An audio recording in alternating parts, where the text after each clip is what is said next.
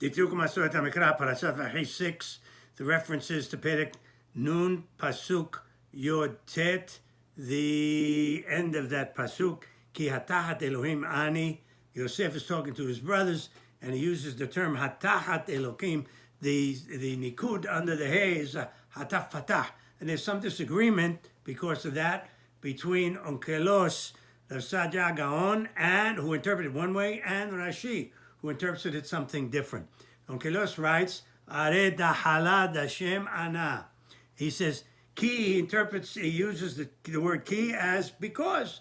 He says, you shouldn't be afraid of me because I am fearful of Elohim. Because it's noten tam, he's giving a reason. And the same thing that Sadia Gaon says, ki ere Elohim ani. The word ki means because. I am fearful of God, therefore you shouldn't be afraid of me. Now, Rashi, for some reason, and I'll explain in a minute, I think I know why, he writes the following, Shema bimkomo ani bitmiha. Rashi says the word ki does not mean because, it means Shema. Maybe you might think, do you really think that I am in place of God? That hatahat Elohim, that I'm replacing God? Of course not. So he's using the word ki to signify Shema as maybe, and he says miha. It's a question. It's an a statement of astonishment. You shouldn't be afraid of me. Why would you think that I'm replacing God?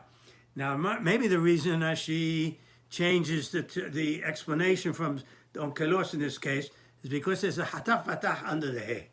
Normally, when you have a statement, usually like hey idiyah or anything like that, it's a patah. And you would have thought, here, you have a patah under the hey. But here, in fact, you have a hataf patah. Hataf patah under a letter like hey, in this case, usually is for hey tema or hey she'elah.